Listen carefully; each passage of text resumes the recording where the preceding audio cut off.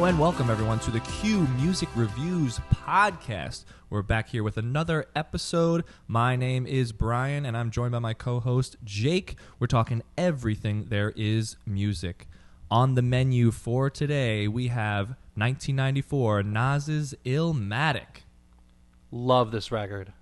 Can't wait to talk about it. Absolutely fantastic. When I think of 90s hip-hop, Nas's Illmatic comes to mind right away. So why don't we jump into some of the data behind this record. First of all, Nas, born Nasir bin Oludara Jones, named after his dad, September 14th, 1973. Shares a birthday with my dad.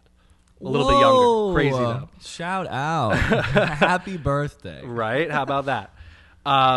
So Nas was first discovered on Main Source's Live at the Barbecue. That was back in 1991, and the line that kind of made him famous in that community was, "When I was 12, I went to hell for snuffing Jesus." Now, like, you have to think about it, right? 1991. He's 18 years old. This guy, what were we doing at 18 years old? We had this conversation with Michael Jackson. What were we doing at 18 years old? Oh, we were speaking with Michael Jackson? No, like, yes, we had a conversation with Michael Jackson. No, we were saying, like, he was, like, 24 when he did Thriller. Yeah. What were we doing at 24? It's crazy. Or 26, whatever it was. But Nas is even younger at this time of getting discovered, right? Just incredible, like, shows you the talent that he has behind the mic. Quintessential sound. I love the sound of his voice, like, on every track. It's like such a classic, like, New York hip hop, like East Coast hip hop. I think of Nas's voice. Like, yeah, he doesn't have, like, the raspiness, or maybe he didn't, right? Like, he's been making music for so long. He didn't have the raspiness at the beginning of his career. It was very, like, smooth, solid flow. He's just, like, he's a staple, right? So he gets signed to Columbia in 1992, releases Illmatic in 1994. Some other things about him: he's worth about $70 million right now. So right now, as of 2019. I think they update those, like, once every few probably years. More recent. But hey, good for you, Nas. That's a lot of cash. He's stacking the bills, right? And as of 2019, an estimated 2 million copies of Illmatic were sold. So in 2019? As of 2019. Oh, I was like, oh my God. 2 million copies of Illmatic were sold. From 94 to... Correct. Okay. Now, that's obviously, give or take all the downloads and pirates of the album that you find anywhere. I'm sure there are plenty of those. I'm sure that it doesn't accurately represent the amount of people that have heard the record, right? Just a quote that I found in researching the record that I found was really cool. DJ Premier, who produces a couple of songs on Illmatic, known as Primo, he was quoted as saying this, right? "Nas was the first rapper to shock me with a rhyme that said, 'When I was 12, I went to hell for snuffing Jesus.' Never heard a line like that was that bold enough to be put out there at a time by any MC. And he did it, and I was really like, damn, like, how dare you say that? I got Christian parents. They'll be like, stay away from that boy. He's going to get struck by the devil or lightning." So it just goes to show, like, we're talking early 90s here, right? Early to mid 90s. We are way past that point. That would not be a shocking thing to hear at any capacity. No. It's shocking to hear that it was a shock. Right, exactly. Like, yeah, hip hop now, like, is so different in terms of, like, the rhymes and the lines. Like, they're way crazier than that. Yeah. I mean, like, a great line, but, like, crazy as in, like, offensive to people that would write into DJs like that. I can think of some artists now that, put out some pretty dastardly lines out there that you're like, what are you talking about here? Now, right? Question for you, because you were talking about, like, in the quote, you were mentioning an MC. What's the difference between an MC and just a producer / like rapper or something like that in terms of, like, Nas? Well, I mean, I'm thinking that, like, the MC is like the I guess the rhyme bringer. You know what I mean? Like I don't see too much of a big difference between MC and rapper. Mm-hmm. I do see a little bit bigger of a difference between rapper and, I guess if you want to group rapper and MC, and producer. Mm-hmm, like true. Producer, you're talking about the beats behind the rap, Yeah. right? The beats behind the bars. You're talking about leveling things and kind of more the music part of it. Mm-hmm. But like the rap, I think is strictly coming from the lyrical perspective, Right. I guess. Hey, if we messed that up completely in terms of definitions or whatever, Kill us. don't do that. I was just gonna say sound off in the comments and let us sound know. off in the Yeah. comments and tell us that But we're wrong. Yeah, be respectful because Right. we are have only feelings too. humans. Yeah. Illmatic did not win any awards. What? But is highly praised. Yeah, that's shocking, honestly. Nas did win his first Grammy though with King's Disease in 2020. Wow, it took that long. It did. So he is in the Grammy family, but it did take 26 years after That's Illmatic was released for him criminal, to get the Grammy. absolutely criminal. But definitely worth it. Yeah, I'd say so. So why don't we jump into our first segment here? We're going to do true or false, 2 questions about 90s. I thought you said 3 questions. I just have 2. Oh, all right. Well, I'll get rid of one. Okay, get rid of one, please. I can go back. Look at that in the little behind the curtain here. It says in the skeleton of our breakdown for the episode here. It says 3 T/F man. 90s music trivia questions. So You got me. I guess I know how to read and follow directions. I came underprepared Mm-hmm. for this work session. All right, I'll get rid of one. Fired. All right. He's fired. All right, I'm ready to go. Okay, so let me hit you with mine first. These are true or false, correct? These are true or false. All right. Play along at home and, again, sound off in the comments or send us Tell an me email. how bad I am. Yeah, send us an email at theqmusicreviews with an S at gmail.com. That is a real email. we weren't sure a couple episodes ago if it was, actually We're there. a We thing, promise. but it is a thing. Brian, Yeah. true or false? DJ Premier, or Primo, from Gangstar produced 3 songs on Nas's 1994 record Illmatic: New York State of Mind, Memory Lane, Sitting in the Park, and Represent. He also is responsible. Oh, that wasn't part of the question? That was a statement. Oh. I was like, wait. You were like, I was like, wait, I'm pretty sure That those are was all a real. statement. I was like, what? That was a Okay. that was a statement. Thank you for clarifying. Here's the part. He also is responsible for writing and producing 3 songs on the 2020 soundtrack for the hit musical Hamilton with Lin-Manuel Miranda. True or false? I'm going to go with false just because I think that guy's too cool to work with Lin-Manuel Miranda. First of all, how dare you? Second of all, you're wrong. It's true. Shout out to Lin. Sorry. But, yeah. Yes. So he Primo did end up recording or writing for 3 songs on the Hamilton soundtrack. Wow. Which I thought was pretty interesting to find out, listening to some of these songs over and over again in the weeks, and then researching him and what he's done in his career. He's had some pretty far reach. I'd say so. Hit me with your first cue. All right, here we go. Oh, nice. First cue. Did Got everybody you. see that? Got Wow, you. Well done. All right, here we go. True or false? Will Smith's Getting Jiggy With It in the 1990s features Nas as well as Nas on the actual record for helping with production and time in the studio. Is that true or false? Na na na na na na na na na na na na na. Getting jiggy with it. You're familiar with the track, I'm assuming. I'm familiar. So is that true or false that Nas had his hand in getting jiggy with it? False. That is false. However, However, that's a really good question. When though. Will Smith was recording Getting Jiggy With It, Nas was there in the studio. Really? Yeah. How about that? Yeah. So he wasn't on the track, and he didn't actually, get any credit because he didn't do anything. But he was just hanging in the. That's an in the Avalanche studio. sample, right? Maybe. I think that's on. Since I Left You? Yeah, I think that's on Subway.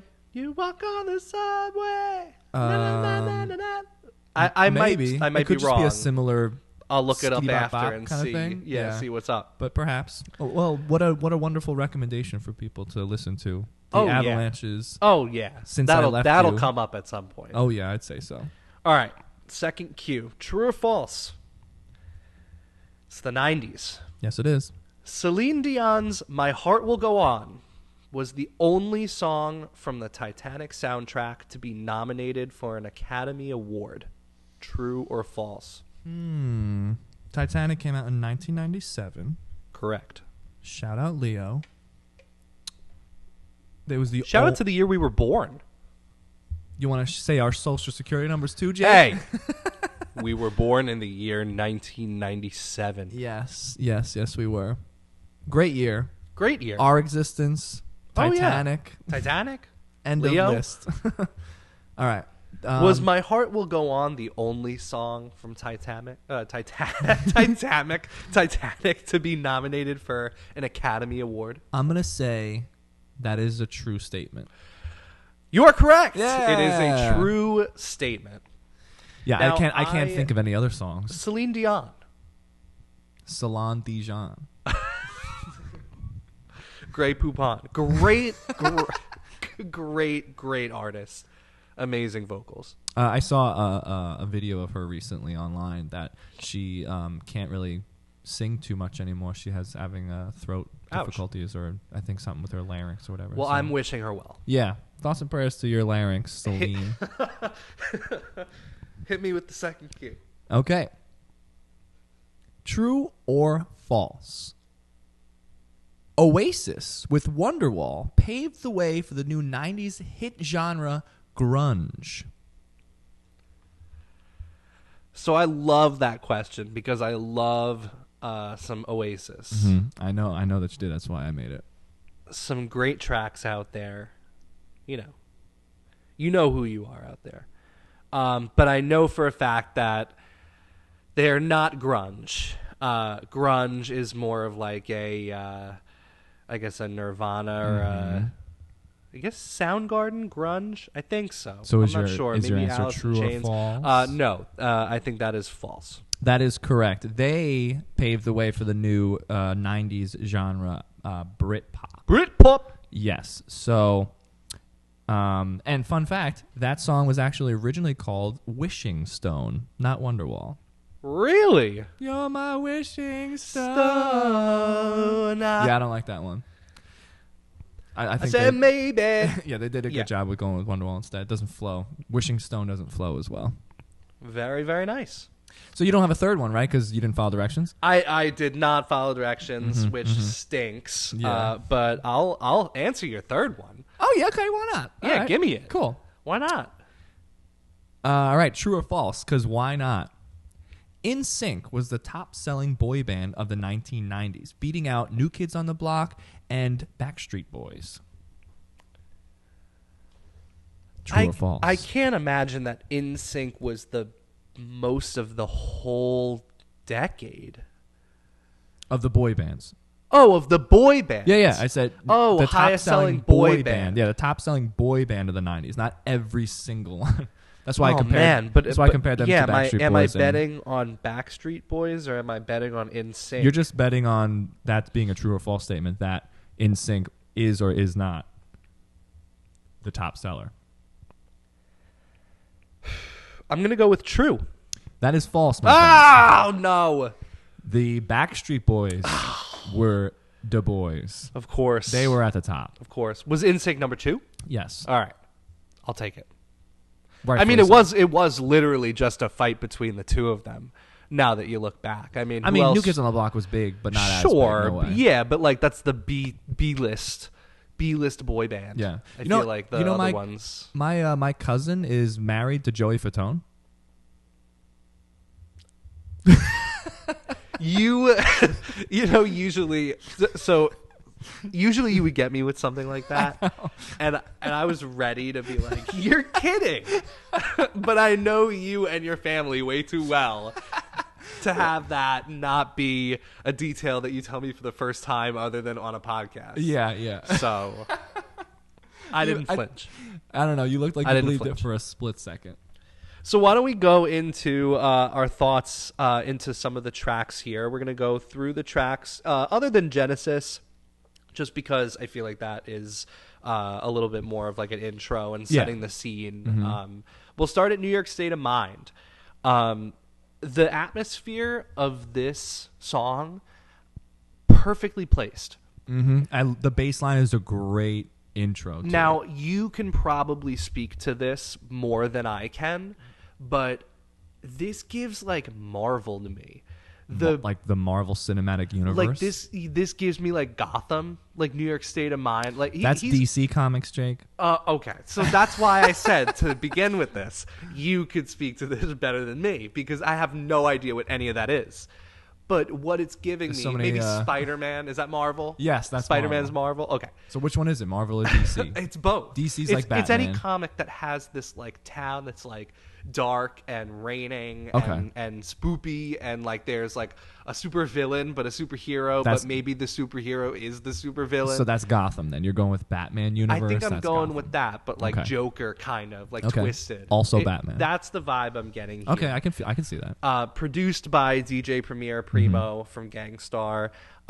Favorite line from here: "I never sleep because sleep is the cousin to death." Oh yeah, amazing. And he actually uses that line to and samples himself in his next album. It was written. Oh, interesting. So how about that? Yeah, just so perfectly NYC. I think it just introduces you to what you should expect for the record, and also like kind of reminds me of a Griselda track, which is a label for a lot of East Coast like boom bap and gangster rap artists nowadays. I'm thinking of Pray for Paris, West Side Gun, and those folks over there. Just kind of speaks to the East Coast movement, but like 20 years before it like really became the staple. Right.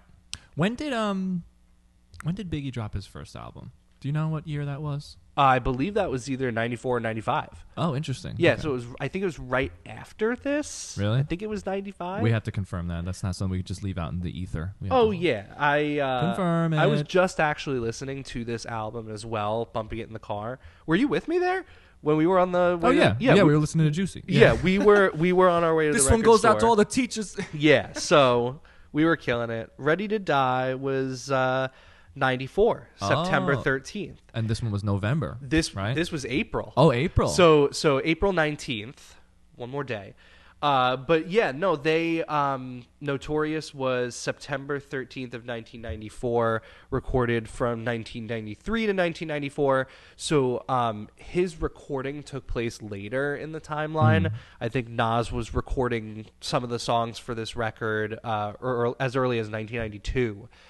When he was 92 to 93. Yeah, so the recording was later, and the release date was just a couple of months later as well. Wow. Amazing stretch. 94 for hip-hop. Amazing year. Life's a Bitch, featuring AZ. I don't know what to say. Because this is a great track. Is this not like one of the best hip hop songs like ever? Yes, right, for sure. It is so like it's just like the coolest song ever. Like it's just so like smooth and just the bass. And honestly, my favorite part is surprisingly the end, like when the muted trumpet comes in. That's his dad. Are you serious? That's his dad. That's Oludara. Yeah. Oh, that's right. That's Oludara. His middle name is named after his dad. Yeah, that's his dad. Crazy. Wow, what a happy family to have that. That's real nice. Right? Playing trumpet in the background. Yeah, that's my favorite part. So I think there was something that I saw that he was like, play something that reminds you of living in Queensbridge, the housing project that they're from, because they ended up moving, I think, or maybe he had gotten divorced with his mom and then moved. So in the recording of this, I believe he had asked his dad to play something that reminded him of living in Queensbridge, which I thought was really cool. That is cool. Produced by LES. The sample was the Gap Band's Yearning for Your Love, which was a 70s record.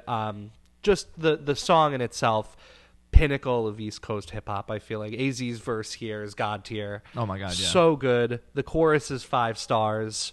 How do you not know that chorus? Life's a bitch. You never and know then when you you're going to die. go. Right. Yeah, you never know when you're going to go. Right. The World Is Yours. It's dope. I got to tell you right here, right? Whenever I hear this song, and I'm sure there are some people out there that feel this way too.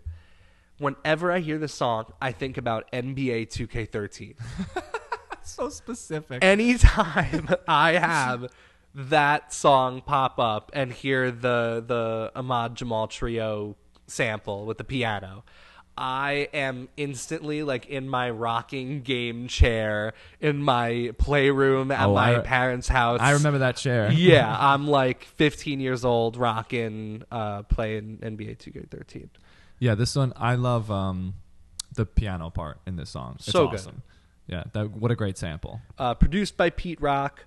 My favorite line here, burning dollars to light my stoves. Boss. Mm-hmm. Boss time. Money ain't shit. Halftime, which I think was the first single that dropped here.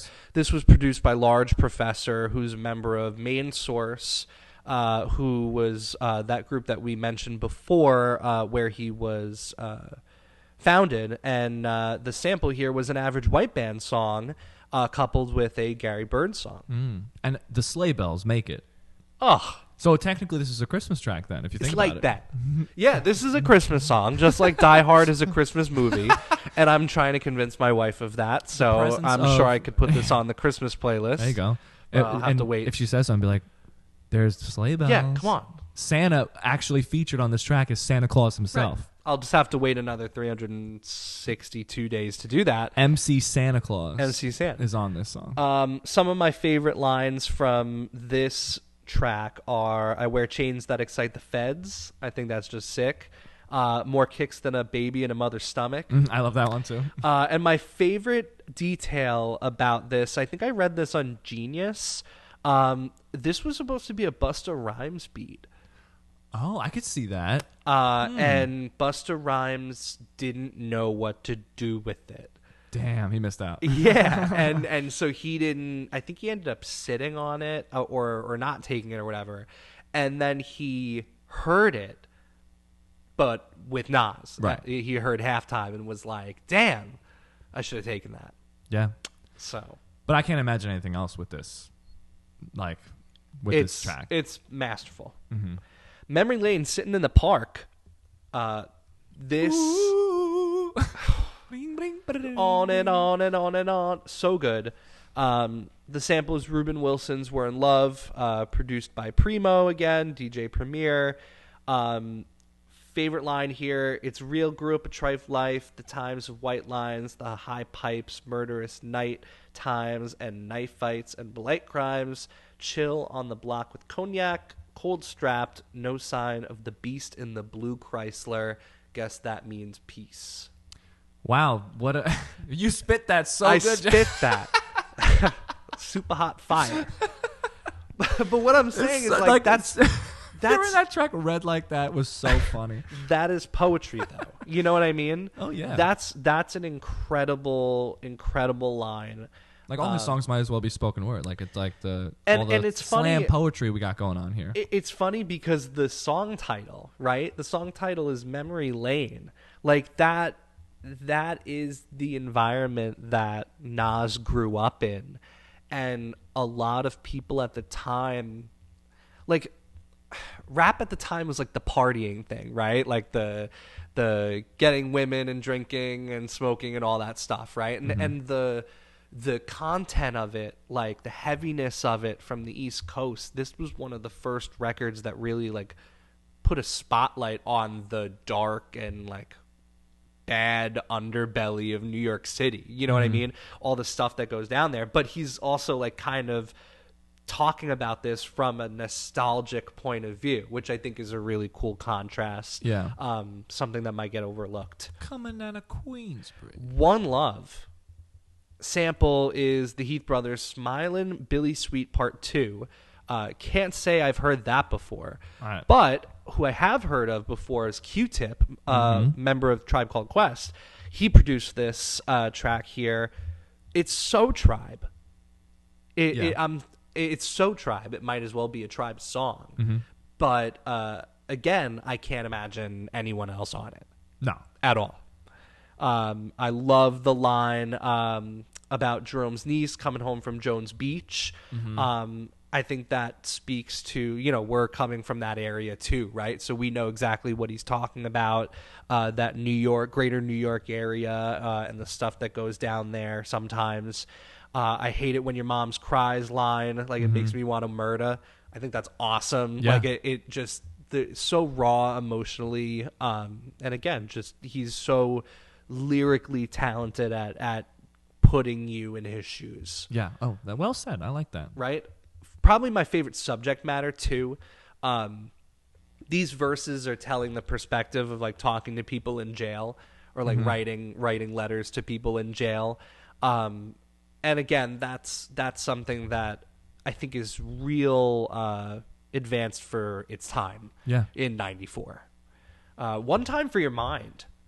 This one, I love this track, but I will say, like listening to this without like looking at the track list and all the names of the songs and whatnot.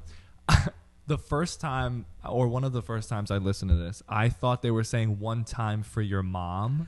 Me too. One Me time too. for your mom. And then when he was like, yeah, whatever. I was like, oh, yeah, damn. whatever. I was like, he doesn't care about his mom? One That day sucks. when we do most misheard lyrics, That's a good segment. that has to be on it. One time for your mom, one time. One time for your mom. Yeah, whatever. I was like, oh, all right. I feel like this is your typical like day in the life of a rapper song. Like I feel like every rapper in the 90s does one like, I'm walking down the street, I got my honey by my feet, or something like that. You know what I mean? I killed that. Sex, money, weed, drank, all that stuff. Right. He just like goes into it, really lets you in to his domain, right? But the beat still goes hard. Probably my least favorite though. Produced by Large Professor again. Yeah, there's not too much going on, really. Slap and bass. Yeah. I think the cymbals are a little whacked. Like they must either have like a flanger or some like compression on it that makes it kind of like tinny. Is the word? I can see that. Yeah. I don't know. But, just the one track, I think that might be a little bit lower than the rest. Well, Represent. Now, this is my favorite sample from the whole album. This is crazy, right? Like, the sample here taking It's like a weird xylophone-y kind Yeah, of, like, the original, like, I don't even know what it's for. But it was for this, I'll tell you that. Nas gets his friends to shout "Represent, represent" in the back, which is awesome. But I love I wish we were doing the musical mood wheel for this one. But the anxiety to this song is real. Like I feel like someone's like gonna bust down my door when I'm listening to this song. Like someone's gonna come in and rock my shit. So And to round it all out, it ain't hard to tell. Of course, the sample here, Human Nature, off of Thriller by Michael Jackson, produced by the Large Professor. I think he makes up for maybe the one lackluster beat here with possibly my favorite one on the record. What do you think about the beat? I love the beat. You love the beat. The sample is great. I mean, we all know my thoughts and feelings on Michael Jackson's Thriller. Check out... That was nice.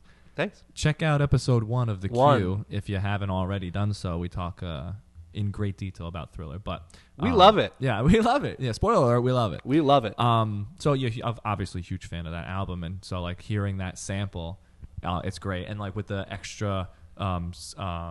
like 808 subwoofer kind of bass in the background following the bass line of the If you don't know what we're talking about with these noises, you have you're gonna be like, what the heck? You have to listen to the song if you have no idea. And what I think those that noises are. every rap, this might just be my opinion here, but I think that a good rap album has a good amount of basketball references.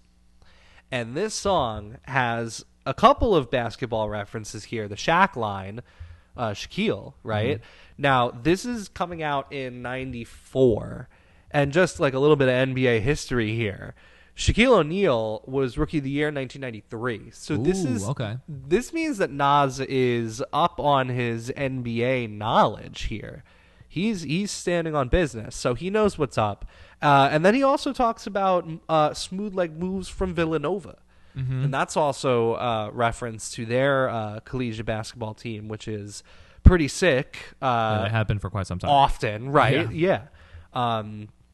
But I think just the coupling of the beat here with particularly his flow, like the syncopation, I guess, the punctuation and where he like emphasizes his words is really it goes with the sample really well with the syncopation. Totally. Bing, bing, bing, bing, bing, bing, bing, bing, bing, bing, in the back with it, yeah. So all that being said, what's your favorite track? What's your best track? That brings us to our next segment. What? Best track, fave track. Best track, fave track, yeah. All right. So why don't you... So I can't remember how we usually do this. Do we do best, fave? Let's do best, fave. Okay. So this is not like, of course, this is all opinionated, obviously. But so Jake, in your opinion, what is the best track on this album? What's the best track? In my opinion, the best track on this record is Life's a Bitch featuring AZ.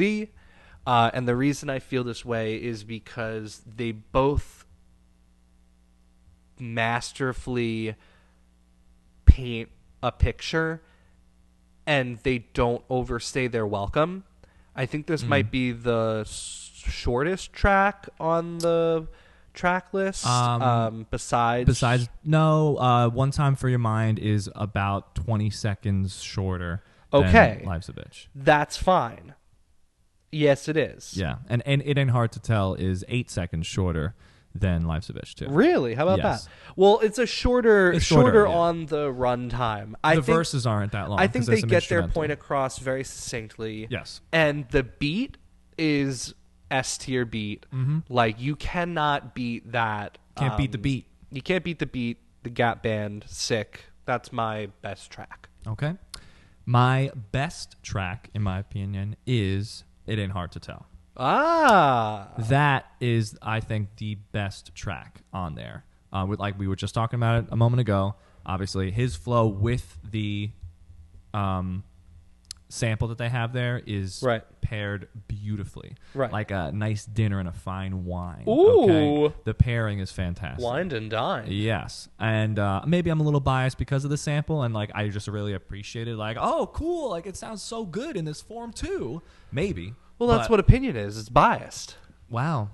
That is, yeah, deep. You're right. That's so deep. Yeah, you're right. So meta. So those were our best tracks from a musical standpoint. Now, what is the favorite track, in your opinion? Favorite track, right? Now, I was really tempted to go double up and say that. Really? Oh, best and fave? Yeah. And I That's was... cheating. It kind of is cheating, right? But I kind of don't think it is, right? Like, if I genuinely thought that it was the best and it was the favorite, and I feel like there are a lot of albums out there that I would feel that way about, you know what I mean? Of course. But my opinion just changed the other day. Really? I just had this conversation with my brother, and I said that shout out that it ain't hard to tell. Oh, wow. But then I recently just switched. So it used to be your fave. It used to be. It was like literally a few days ago. Wow. Okay. I've listened to this album so many times this week. It just recently changed to One Love. I think the background, and also because recently this year I got so into Tribe Called Quest. Right. Okay. That's fair. Over the summer, I just like blew through their discography again and really had a good appreciation for their style of jazz rap. That I liked hearing Nas's like grimy, like street, New York City kind of style and subject matter, but surrounded by that jazz rap beat. And like I said before, the subject matter of like writing letters or talking to people in jail and writing songs about those marginalized people, I think is super important to the genre in itself, and just like it bops. It does. It bops. It does. It's a bop. My favorite is Life's a Bitch. That one, I mean, for the same reasons. Yeah. For the same reasons that you said it was the best one, make it my favorite. And there you go. I think one of my favorite, I guess you could say, not samples, but like, I guess just parts of the track is the trumpet that comes in. The muted trumpet his dad, that I didn't know, that apparently his dad does, which is so cool. That is one of my favorite parts, with the beat behind it and the cool jazz with it. That trumpet sounds awesome. So that one is my favorite track. So Brian, now that we have gone through Nas's Illmatic, if you were to give it a score out of 10. Out of 10? Out of 10. That's what we did with Thriller, right? I thought we did 5. I think we did 10, because I think you gave it a 10 and I gave it a 9. Oh, right. Okay. Give me a rating for Nas's 1994 record Illmatic. Brian of the Q will rate this album an 8 out of 10. Stamped. 8 out of 10 from 8 Brian. 8 out of 10. Solid, absolutely solid. It's not like, I mean, it is definitely one of the pinnacles of 90s hip-hop, in my opinion. But personally, I'm more, when it comes to 90s hip-hop, love 90s hip-hop. Personally, I'm more of a West Coast guy. Totally fair. I'm like G-Funk. I love G-Funk. Warren G. Yeah, I love like the 90s Warren G and Snoop are like, that's my favorite kind of But a time hip-hop. and place for the East Coast. Of course. Like I can recognize how amazing it is for sure. That's why it's an 8 out of 10. But again, it's all opinion based, isn't it, folks? And what would you give this out of 10? This is part of an elite company of 10 out of 10 records in my book. Ooh, okay. This is a record that I would classify all of my 10 out of 10 records as cannot live without, right? This is a record that if I could not hear it ever again, that would be destructive to my life. So hypothetical for you, if you're on a deserted island and a crate washes up with a CD player and, I don't know, a small handful of CDs, this is going to be in that crate of CDs? Well, you have to define small handful. And the parameters, this is subject matter for a completely different episode. Yeah, let's take that whole hypothetical and just put that into That's another gonna be episode. part of our conversation Write tonight that down, as we chill for the rest of the night. I'm going to write that down. That's a great episode topic idea. Hypothetically speaking, yeah. I genuinely can't think of many East Coast hip hop albums that are as influential to me as Illmatic. I'm thinking, Biggie's Ready to Die. I'm thinking Mad Villainy, MF Doom and Madlib. I'm thinking Mobb Deep, The Infamous. All of those albums are great, but I don't know if they reach Nas level, though. Fair. Very fair. I mean, hey, you gave it a 10. I did give it a 10. It's a 10 for a reason. So, folks, that's Nas's 1994 Illmatic. Before we go, we want to throw one recommendation your way, as we always do, customary on the queue. Brian, what do you got for us today?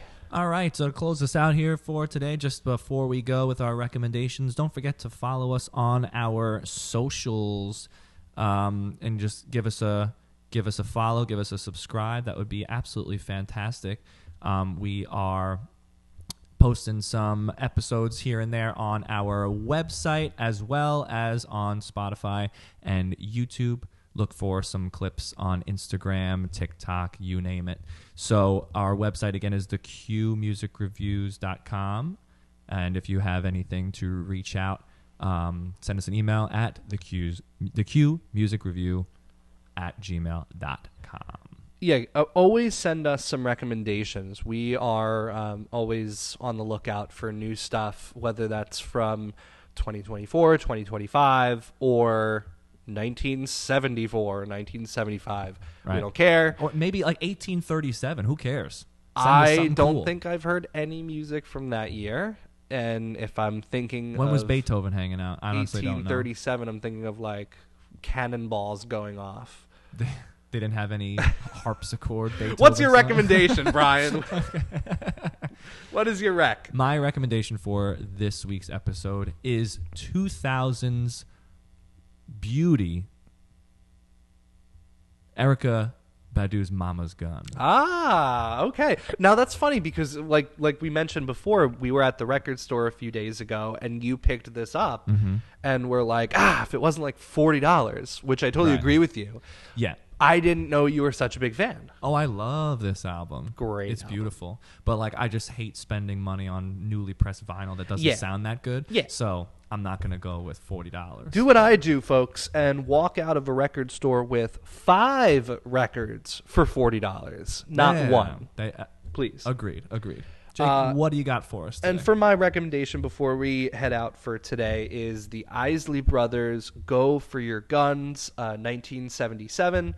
You picked this up at the record store the other day, right? I picked up one of their other records, okay. The Heat Is On, Right. which I knew from a few years ago, but I didn't listen to this until after we had gone. Right. So I picked up The Heat Is On from the record store, put it on, loved that, listened to it, and then I started scrolling through their other stuff. And what I found was that, and I had known this first one, but not the second one. I believe the song is the sample for Ice Cube. It was a good day. Oh, cool. So that's cool. That sample is on that record. But the other sample that I saw was one for the Avalanches. Oh, no way. Yeah, so Footsteps in the Dark, part 1 and 2, that's track 2. That's the Ice Cube sample. But the third track, Tell Me When You Need It Again, part 1 and 2, is the beginning of Too Close to You on Since I Left You. The before they get into the crazy, stuff that they do on that record. That also 10 out of 10 record. Of course. And we already mentioned that before. Check that out one, too. That was our third honorary recommendation. Check that one out, too. So that wraps it up for this episode of the Q Podcast. Make sure to follow us on all of our socials and continue to tune in for some good music recommendations, reviews, rates, and conversations. Have a good one. Peace.